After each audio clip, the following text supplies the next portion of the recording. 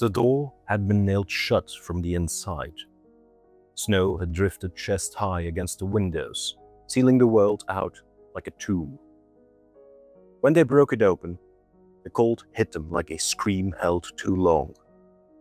Inside, it was still, the kind of stillness that follows after something awful has already happened.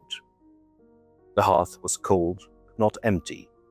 Half-charred birch bark curled inward like the claws of a dying hand. No food remained. A can of lard had been opened and licked completely clean. A trapper's satchel lay ripped apart, the leather chewed, the stitching sucked off its waxed threads. They found him slumped against the far wall. Émile Racine, age 41, French-Canadian, last seen 4 weeks prior at the winter rendezvous of the Hudson's Bay Company. He had barricaded himself inside his own cabin. His journal was there, frozen stiff beneath a tin plate, its last page smeared with charcoal scratches too frantic to decipher. His boots were gone, feet blackened with frostbite. He had broken several of his own fingers, perhaps in convulsions, perhaps in something darker. His lips were ragged, torn inward. And beside him, etched into the floorboards with a rusted hunting knife, were 4 letters: W-E-N-D. The rest had been scraped away, either by time or by something hungrier. The coroner wrote self-inflicted trauma and advanced starvation. But one of the rescuers, an old Métis guide named Baptiste, refused to stay that night in the cabin. He spat in the snow, said a prayer to the old spirits, and muttered just one word as he turned away: Wendigo.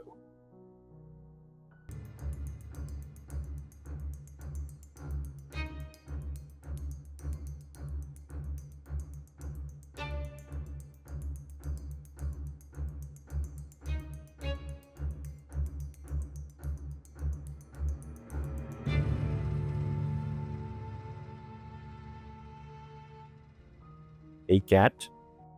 Hello. Yes. Hey. Hello. Hey, Murphy. Yes. Sit there. Good presentation with Dad. Talk about all the monsters. Let's do that. Yes. There are places on Earth where silence is so strong that it becomes a presence in itself, where the wind is the only thing that can be heard and is your only companion.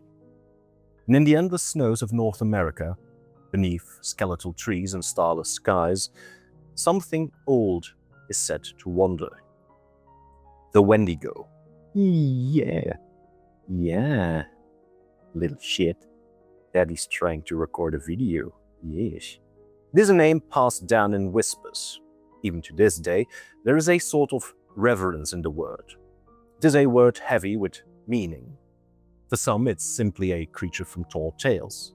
For others, it's less a creature than a consequence, more a force of nature than a monster, a fate, a reflection of what human beings might become when stripped of warmth, of empathy, and of restraint. In Algonquian oral tradition, referring to a vast family of indigenous languages spoken across eastern Canada and the northern United States, the Wendigo is no mere figment of folklore.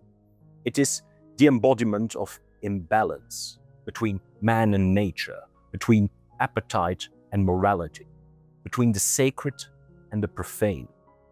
It emerges when the world goes cold, and so too does one's soul. To encounter it is to confront a truth no fire can burn away. That hunger, real hunger, is a thing without mercy. Across centuries, stories of the Wendigo have taken many forms. In some, it is a skeletal giant that howls through the forests in winter, reeking of rot and ruin. In others, it wears the skin of a man, whispering to its prey until they lose the will to resist. In the realm of psychiatry, it has been framed as a terrifying mental disorder, Wendigo psychosis, a so-called culture-bound syndrome marked by the compulsive desire to eat human flesh, even when other food is available. And in literature and media, it has become a fixture of horror, often stripped of its cultural roots and repackaged as a cryptid for white-knuckled survival tales. But what lies beneath the myth? Was the Wendigo ever real? Are the stories morality plays for lean times, or fragments of a spiritual framework long distorted by colonial minds, those who viewed indigenous beliefs through a lens of conquest, often misunderstanding or erasing their sacred meaning? Could starvation alone conjure such monstrous visions? Or does something older and darker still walk the tree line, just out of sight? Oh, you're drooling all over my You're drooling all over my pants. Oh my god. You nasty boy. You're a nasty boy. Yes, you are. But before we follow its trail, we must ask, what exactly is the Wendigo said to be? Descriptions vary by region, but patterns emerge across generations. The Wendigo is often described as a towering figure over 10 feet tall, with limbs like deadwood stretched too long and skin pulled tight over a skeleton of ice and bone. Its flesh is grey or ashen, sometimes tinged with yellow or blue as if rotted or frostbitten. In some tellings, it lacks lips or eyelids, gnawed away by its own endless hunger. Its eyes burn like coals sunk deep in the sockets of bone.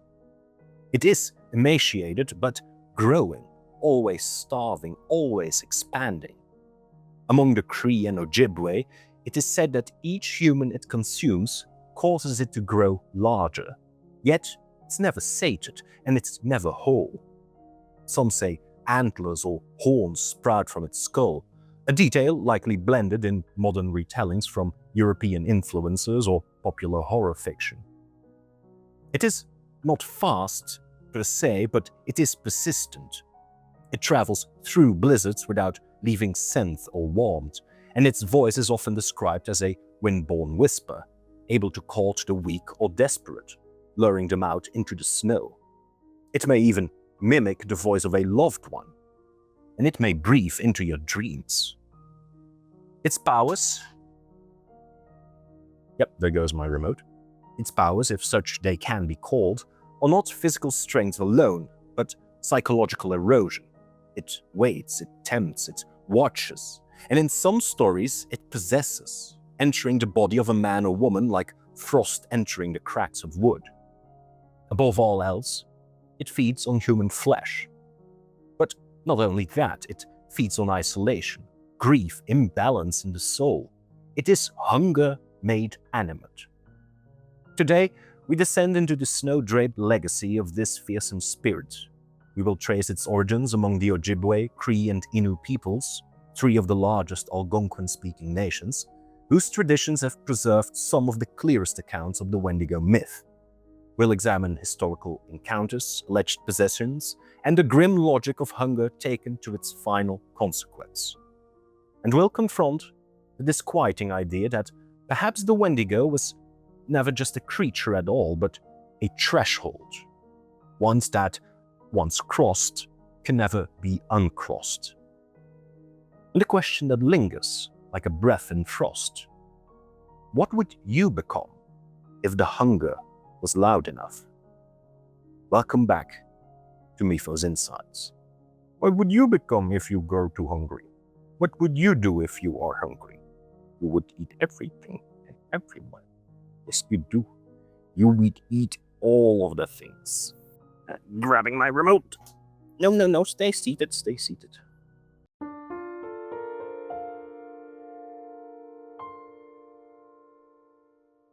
Long before the Europeans set foot on the frozen frontiers of North America, the Wendigo already moved through the stories of the Algonquian-speaking peoples.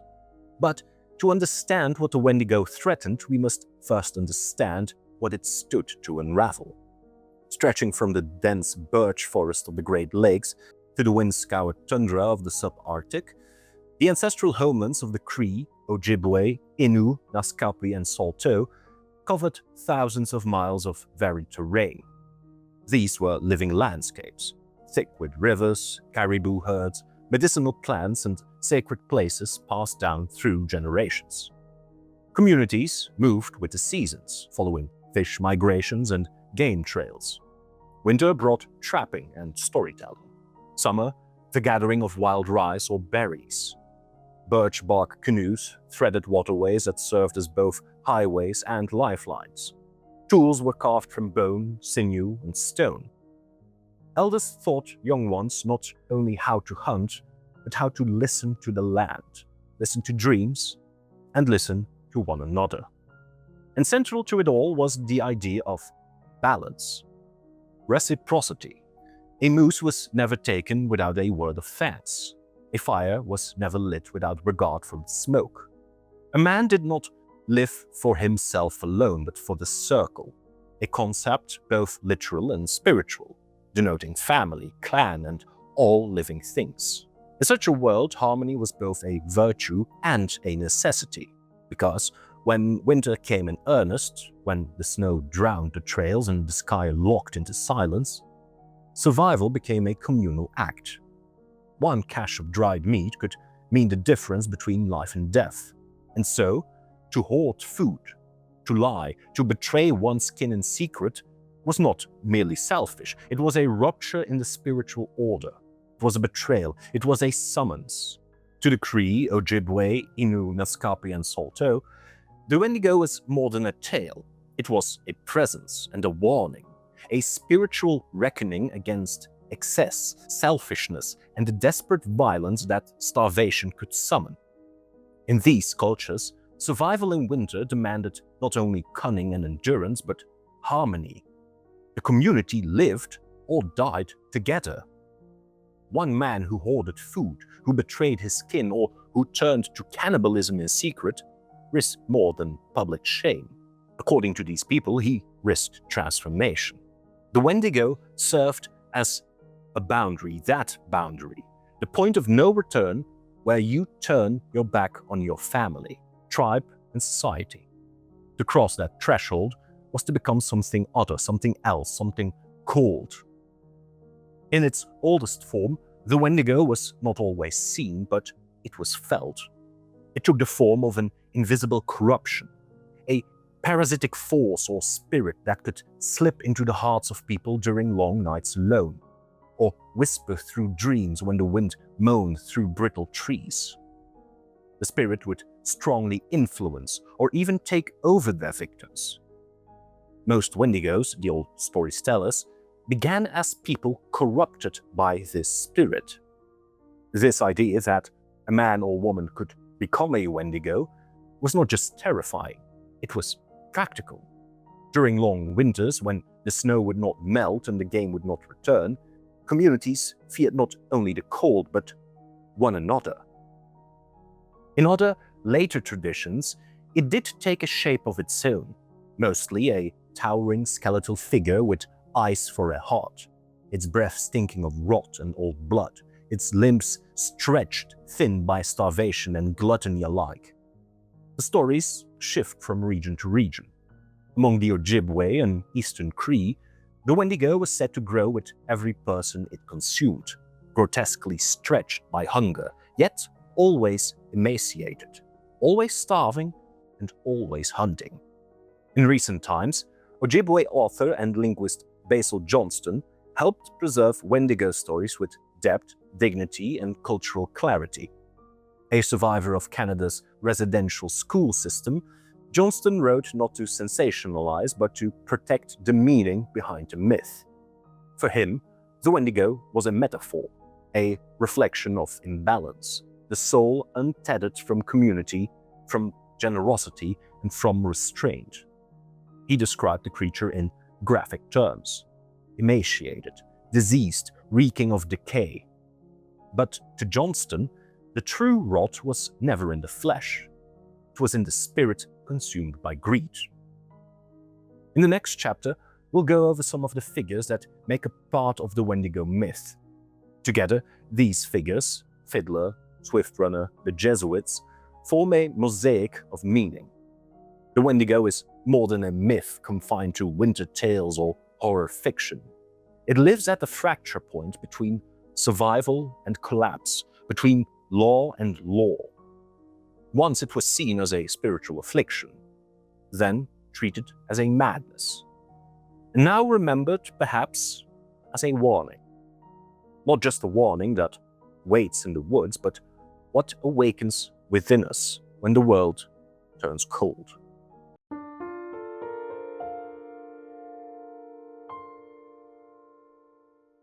The Wendigo doesn't leave behind tidy legends. It leaves ruptures, moments where survival and sanity fall away, and what's left is cold, hunger, and the ancient horror of what one human being can do to another.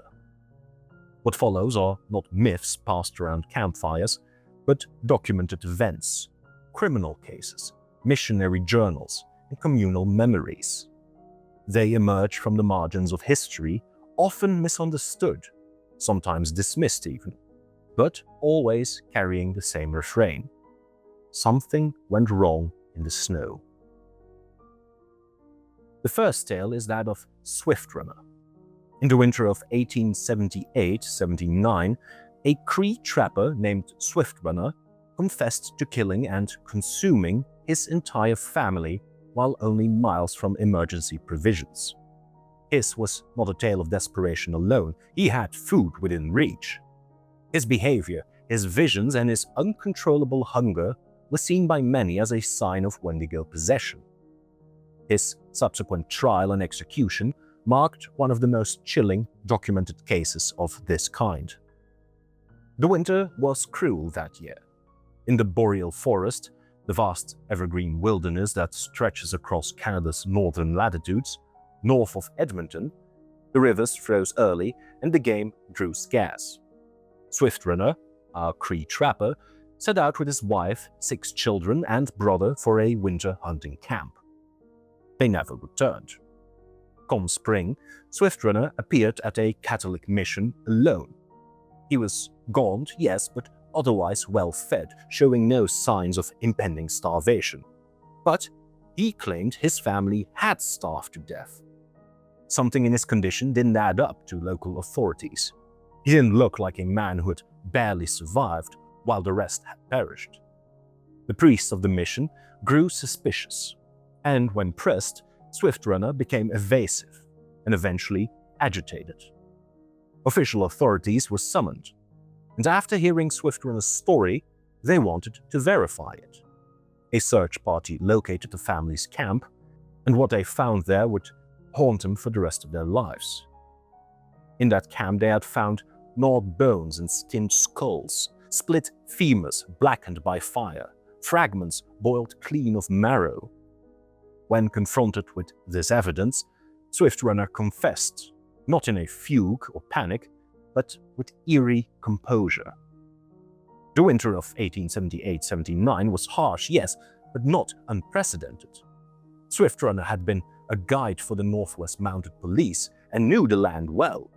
He and his family had retreated to a hunting camp deep in the boreal forest north of Fort Saskatchewan. Game was scarce in places, but not absent. They had brought supplies. Trapping lines had been set. Other Cree families endured the same season with hardship, but survived intact. Yet, according to Swift Runner, hunger had crawled over him. He said a Wendigo spirit had crept into his dreams. First only a whisper, but then a clear voice, and then a hunger in his chest that pulsed with every heartbeat. It taught him how to kill, how to butcher, how to make the meat of his family last. He had consumed his entire family over several weeks, one by one. And he had been just 25 miles from a Hudson-based company outpost, one of the largest colonial trading networks in Canada, responsible for fur trade and remote supply stations. Only half a day's walk to safety. Authorities also found no evidence that Swift Runner or his family had exhausted their supply stores completely. Some remnants of preserved food were found at the site, which Begs the question, was there ever true starvation? Or was the Wendigo a convenient excuse? Swiftrunner was executed at Fort Saskatchewan on December 20th, 1879. Witnesses say he walked to the gallows calmly, speaking of the thing that had left him only after his final meal, content at what it had wrought. 3 decades later, and hundreds of miles to the east, another figure entered the Wendigo historical record. His name I'm not going to try and pronounce, as I'm not familiar with the original Anishinaabe language, but it means "he who stands in the southern sky," and I will put it on the screen here. But in English, he was known as Jack Fiddler, and I will continue to use the name Jack Fiddler despite my goal to try and respect the First Nations people, since I'll again only butcher the original Anishinaabe pronunciation. Jack Fiddler was an Oji Cree, a shaman and a chief. Now, the Oji Cree are people who trace their ancestry to both Cree and Ojibwe nations.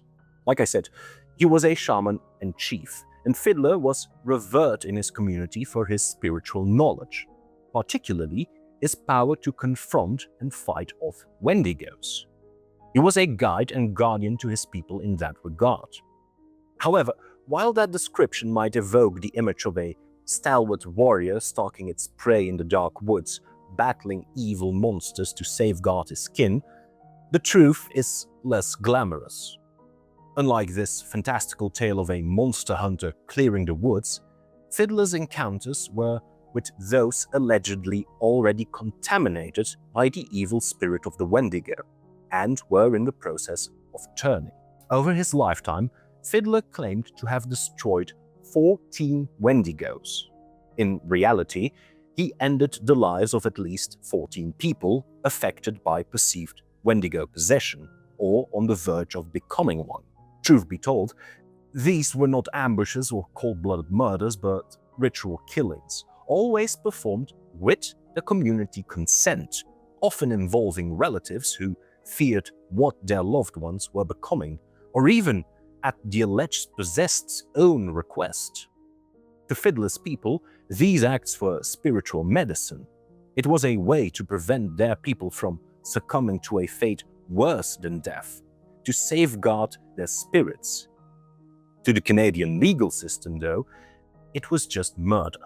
In 1907, at the urging of Christian missionaries, many of whom sought to replace indigenous spiritual systems with European religious doctrine, who neither understood nor respected the local beliefs, Jack Fiddler and his brother Joseph were arrested and charged.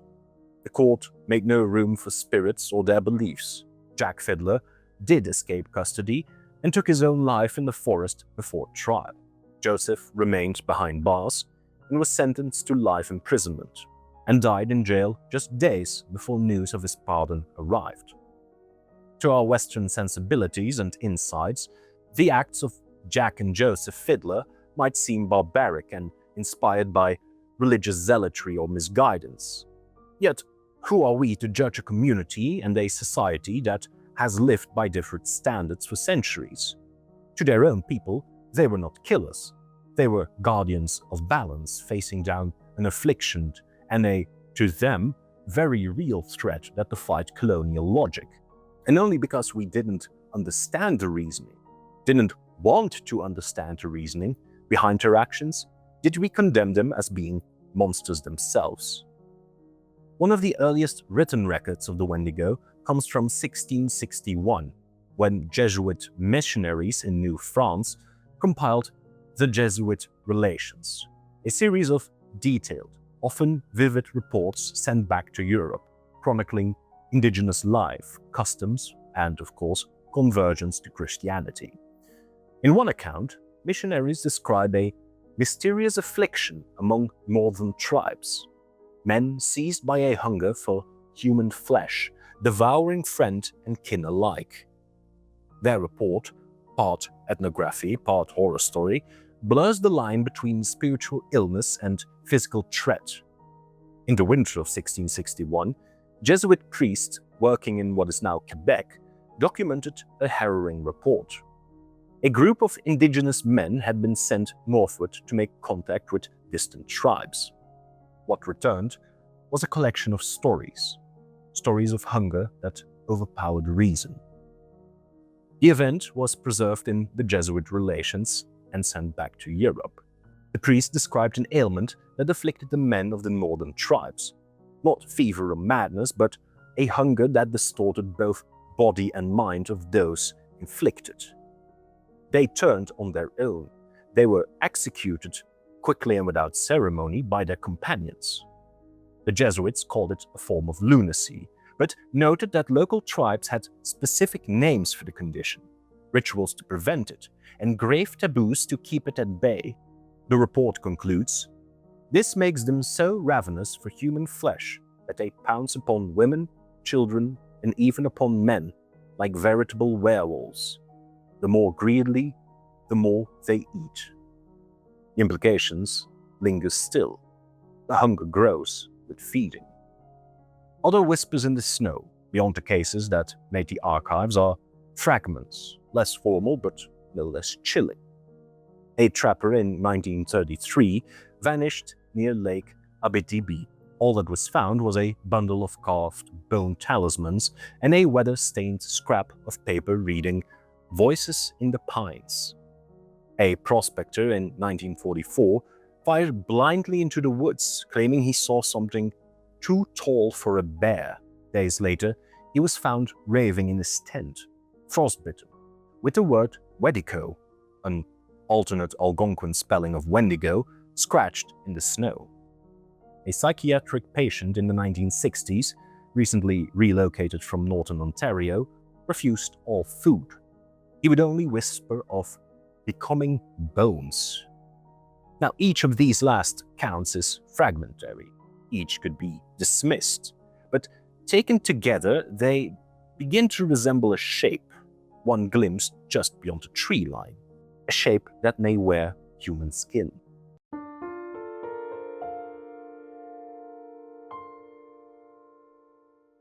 Now, the Wendigo is a creature of paradox. It leaves behind no body to dissect, no lair to uncover, no photographs to analyze. And yet its presence is marked by unmistakable traces, in broken camps and disturbed minds, in stories that refuse to be silenced. Though skeptics argue, the Wendigo is purely mythical. The physical and forensic record tells a stranger tale, one defined as much by what is found as by what remains missing. In the Swiftrunner case, authorities described the scene of the crime and alleged Wendigo activity with clinical horror. Bones were cracked for marrow, skulls were split and fire-blackened, and fat rendered in a cooking pot. These weren't the acts of panic or delirium, but something methodical. In court, it was noted, though never further pursued, that Swiftrunner showed no signs of starvation. And the implication was very chilling. In the 1907 case of Jack Fiddler, the bodies were rarely examined by colonial officials. They were buried quickly in accordance with traditional rites. But community members spoke of changes in the afflicted: jaundiced eyes, sudden aggression, ceaseless pacing, voices heard in the wind, refusal to eat ordinary food, or a sudden craving for fat and raw meat. Some even recalled the afflicted vomiting slush and bile as though their insides had frozen. These descriptions, more spiritual than clinical of course, suggest a transformation as much metaphysical as physical. Now, there's also several 20th century accounts mentioning anomalous tracks in the deep woods, impressions too large for any known human, often elongated, clawed, or unevenly spaced. One 1944 Royal Canadian Mounted Police report, now declassified though heavily redacted, describes an incident near Lake Abitibi in northern Ontario. It reads as thus: subject followed large prints for approximately 1.7 kilometers, snow depth over knee, each track 18 to 19 inches long, 5 toes visible, no tail marks, stride irregular but upright. The trail ended apparently at a frozen riverbank. The final tracks pointed toward the middle of the ice, where nothing continued. No slide, no drag, just disappearance. The official explanation was animal migration anomaly, but no known species matched the track dimensions. The field officer, redacted in the report, scribbled one final note in the margin of his logbook. The trees felt wrong. Similar reports appear elsewhere, like the 1944 prospector who fled from something too tall for a bear, leaving behind a snow carving of Wendigo, an alternate Algonquian spelling for Wendigo, like I said. The tracks may vanish, but what left it leaves an echo. Among the Cree and Ojibwe, spiritual tools used to ward off the Wendigo occasionally surface in anthropological collections, often mislabeled, misinterpreted, or stripped of meaning. Wendigocan charms, small bundles of hair, bone, and tallow wrapped in sinew, were said to absorb hunger spirits when worn against the skin. The term Wendigocan refers to those afflicted or resisting the Wendigo's influence, often ritual specialists or spirit fighters. Wendigo masks, carved with hollow eyes and jagged teeth, were sometimes used in taboo reenactment dances. These rituals, held during times of famine, were not celebratory but cautionary. They embodied what the community must never become and even overcome during lean times. Iron knives with twisted hilts, buried beneath cabins or thresholds, may have served as ritual tools as well, used not to kill the afflicted physically, but spiritually. It was a way to sever the Wendigo's hold, as shamans like Jack Fiddler once claimed to do. It provided a sort of barrier, a threshold which the Wendigo spirit could not cross. And these objects are very rare in the field today, because many of such objects were taken, often without consent, during early missionary encounters. These relics now rest in museum archives across Canada and the United States, tagged with vague or disputed provenance. Between 1900 and 1960, several physicians and psychologists working in northern Canada recorded a string of cases they labeled Wendigo psychosis, a so-called culture-bound syndrome, meaning it appears only within certain cultural contexts. They noted paranoia, depression, hallucinations of ice and bones, and always the fear of turning into something that could no longer be called human. One Cree patient in 1921 refused to eat for 8 days, insisting that any food he consumed would turn to flesh. Another was found digging in frozen soil, muttering that bones are warmer than the wind. No formal diagnosis of Wendigo psychosis has ever been standardized. The ICD-10, the Global Medical Classification Guide for Diseases, lists Wendigo as a culture-specific mental disorder. But critics, including anthropologist Lou Marano, have dismissed the diagnosis as a colonial projection imposed by doctors who misunderstood indigenous cosmology. Still, even skeptics admit the symptoms reappear: isolation, starvation, sudden violence, and always the snow, the ice, the cold, the fixation with hunger and transformation.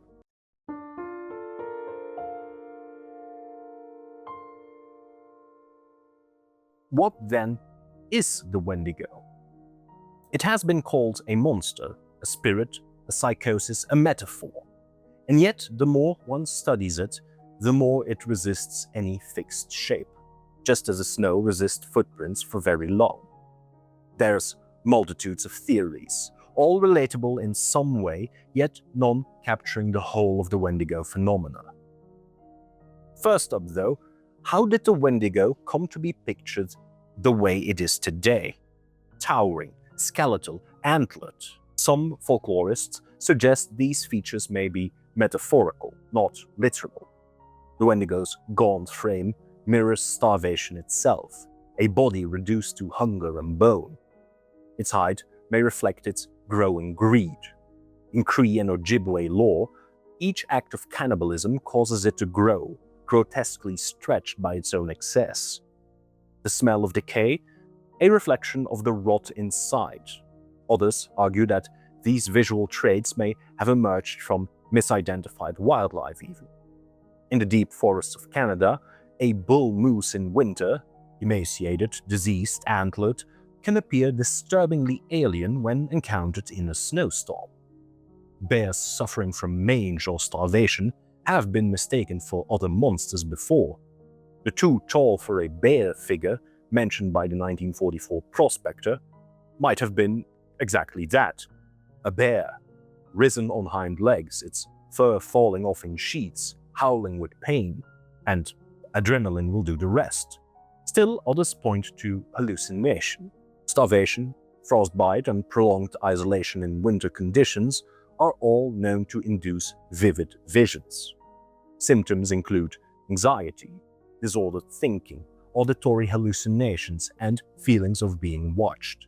Among trappers, miners, and frontiersmen, it was once simply known as cabin fever, a psychological deterioration brought on by too much solitude and snow. A tall watching figure, the whisper in the wind, the smell of something that isn't there, these are symptoms as much as sightings. And yet, the imagery appears consistently across time, across distance, and among communities with no contact among one another. Something kept this figure intact across centuries. Whether as archetype, spirit, or shared memory, its silhouette endures. The original Wendigo. For many Algonquian-speaking people, the Wendigo is neither a fairy tale nor a psychological aberration. It is a real spiritual presence, religious in nature, passed down through oral tradition long before outsiders gave it a name. It is not a monster in the Western sense, but a state of being, a soul consumed by imbalance.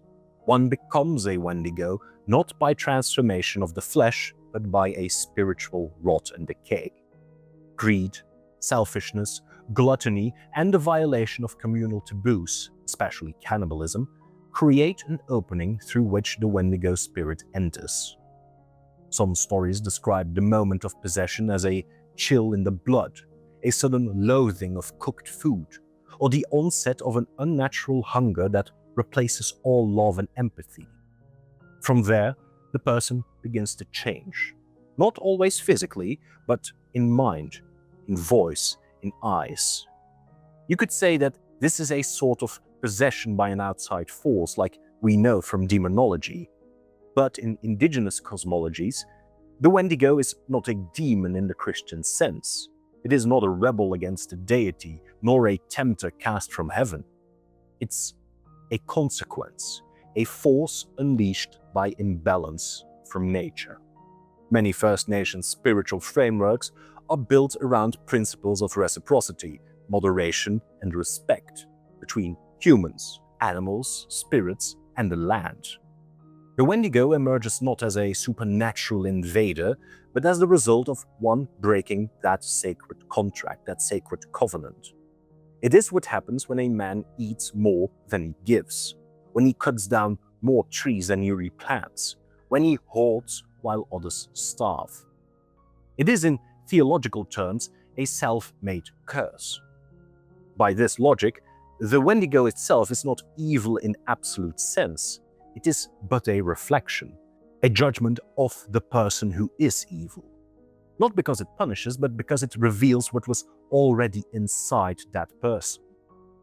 Ritual killings, like those carried out by Jack Fiddler, were not executions of monsters, but releases of trapped souls.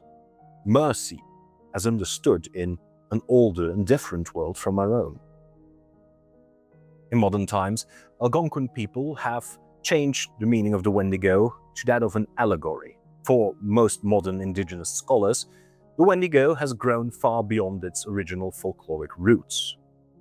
It still has the same message, but it has become a metaphor for systems of unchecked consumption, like capitalism, colonialism, and environmental destruction. Brady DeSanti, an Ojibwe academic and professor of religious studies, frames the Wendigo as a cultural warning against imbalance.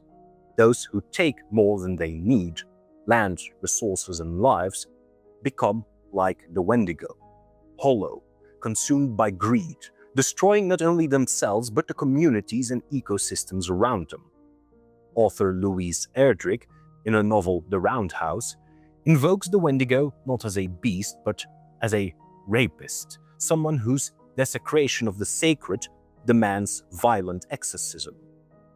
In her words, that the Wendigo is not distant mythology but something that walks today in human skin. And in the 1999 film Ravenous, cannibalism becomes a thinly veiled metaphor for manifest destiny. The more one consumes, the more powerful one becomes. But the hunger to consume never ends. To these voices, the Wendigo is not the same ancient horror, but it's a modern one, wearing suits instead of pelts, sitting in boardrooms, drilling oil wells into sacred soil. The hunger, they say, is simply the same. It just changed its costume. Others see the Wendigo not as an external being, but an internal truth, a shadow self, what Swiss psychoanalyst Carl Jung called an archetype, a primal ID buried in the collective unconscious. The fear that we too could become monstrous if pushed too far enough, if starved, if abandoned, if told survival demanded it. In this reading, the Wendigo represents a universal human dread, the moment where morality fails, where the line is crossed. The fire goes out, and what remains is instinct, red, raw, and ancient. It is this psychological resonance that gives the Wendigo such enduring power. Unlike werewolves or vampires, it is not something you fight with weapons. You fight it with yourself. It is your primal fear, what you already are and what you can and will become. And then there is the pop culture cryptid. One of the first major attempts to capture the Wendigo in Western literature came in 1910 with Algernon Blackwood's short story, The Wendigo. Though it borrows the name and eerie setting, it offers more reflection of European anxieties than indigenous belief. In Blackwood's tale, the Wendigo is an unseen force that stalks isolated woodsmen in Canada's far north, transforming one man and driving another to madness. The story is rich in dread and atmosphere, sure. It's filled with unnatural footprints, disembodied howls, and the creeping horror of possession by something ancient and unknowable. But it bears little resemblance to the actual Wendigo as understood by the Cree, Ojibwe, or Innu peoples. It omits the spirit's moral function, its role as a warning against greed, selfishness, and the violation of community laws. Gone are the taboos, the rituals, the balance between humans and nature. In their place is a solitary monster, haunting the wilderness without context, an exotic force of evil meant to unsettle civilized readers. And yet, Blackwood's story was deeply influential. It helped shift the Wendigo from a culturally specific spirit of imbalance into something closer to a modern horror archetype, a beast of winter, of madness of the wild. From this point forward, the Wendigo began appearing in stories, films, and games, stripped of its origins, often reduced to a set of monstrous traits: tall, emaciated, antlered, skull for a face, carnivorous. And in this way, the Wendigo is a hinge in the myth's evolution. Not the beginning and not a full truth, but a passage. A moment where an ancient spirit crossed into new territory, where sacred warning became horror entertainment, and where the story, like the hunger it describes, began to grow, taking on new shapes, feeding on new fears, and leaving behind something recognizable but not quite the same.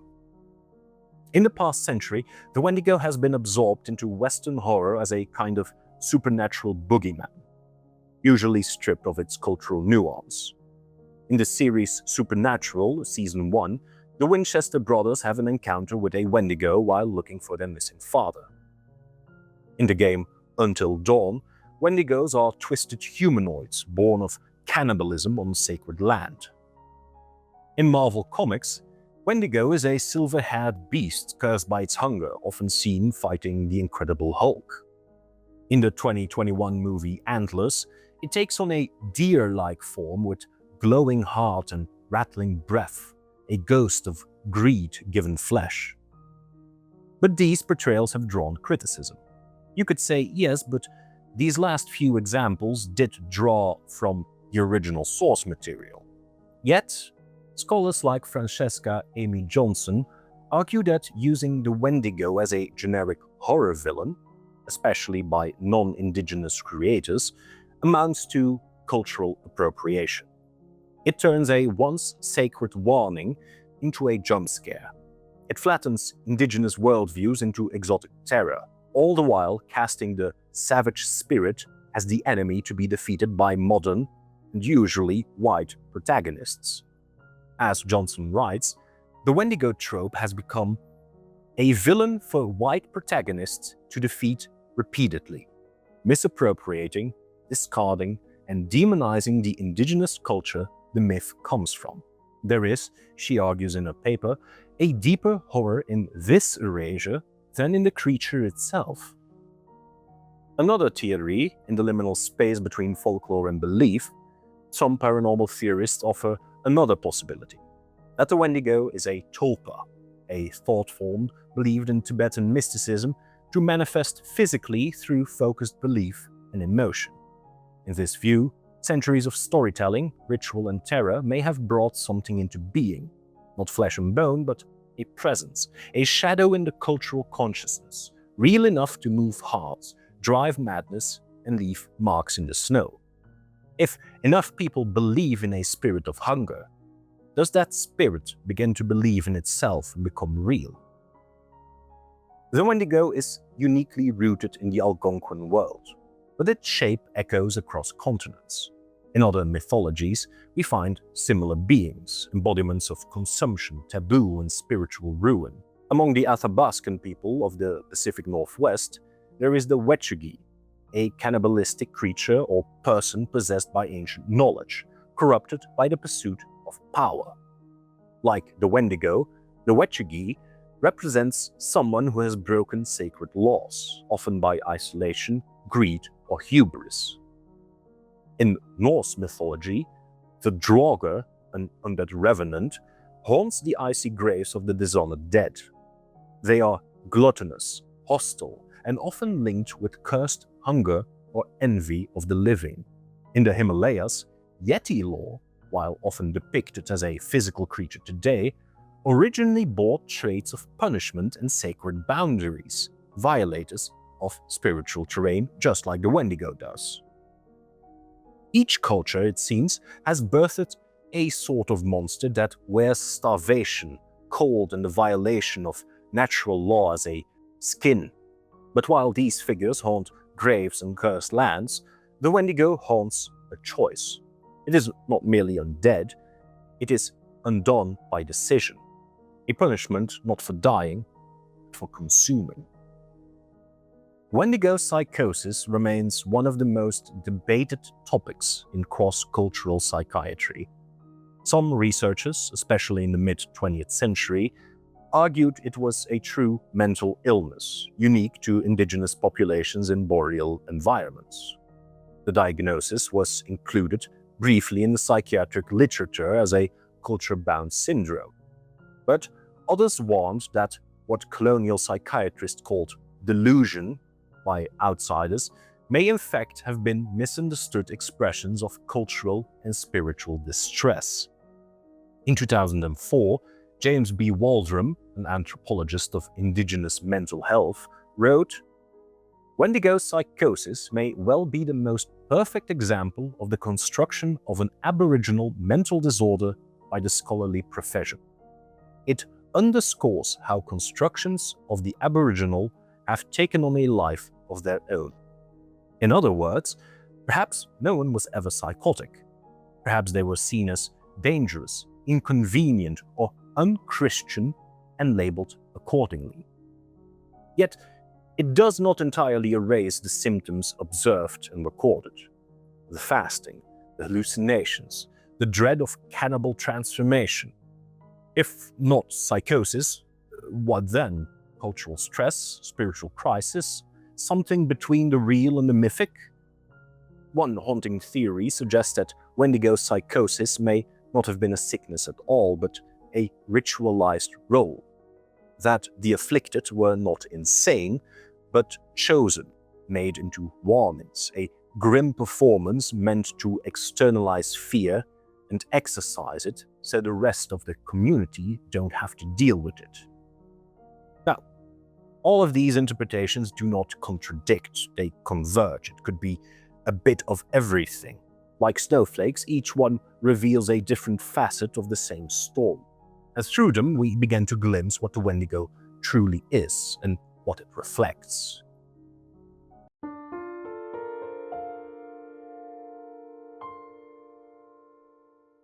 The Wendigo is a story about the cold, but not the cold that lives in weather or winter. It is the cold that settles into the human heart when hunger goes too long unanswered, when empathy freezes, when isolation stretches into madness. In the snowbound boreal forests of the north, it was once whispered as a warning. Against cannibalism and greed, yes, but more than that. Against taking more than you need. Against forgetting the warmth of the circle, a term many Algonquian cultures use to describe the sacred bond of community.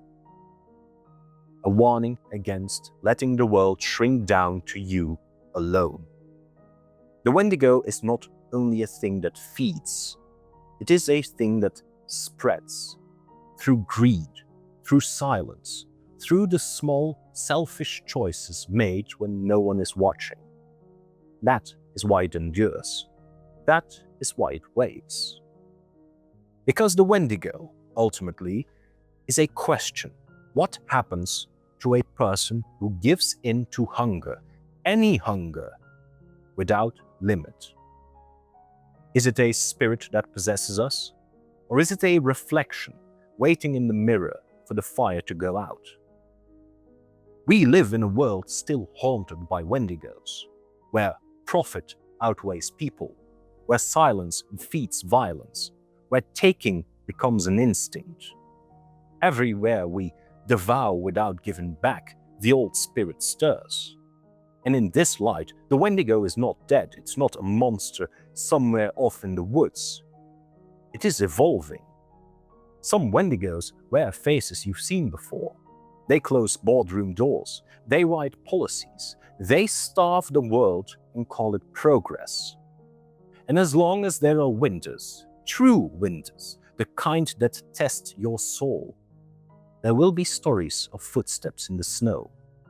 Too large, too strange, vanishing into the pines. Some say you'll know the Wendigo by its smell, of rot, of ice, of something long dead and still moving. Others say you won't smell anything at all. You'll only feel it. A stillness that hollows the bones when you look at someone who takes more than they give. If you found this exploration of the Wendigo compelling, consider supporting the channel by subscribing and sharing your thoughts below. We welcome respectful discussion, personal experiences, and any folklore you've encountered from your own region or tradition. A like helps others discover this story, and your comments help shape what we uncover next. If you do want a bit extra to support the channel, you can find a Buy Me a Coffee link in the video description below. And if you're curious about one interpretation of the Wendigo, you can check out my narration of Algernon Blackwood's novel of the same name. I'll provide a link in the description below as well. And as always, thank you for watching Mythos Insights. Take care, keep an eye on the shadows. Who's a little kitty? Who's a little kitty? Yeah. I hunger, father. I must consume.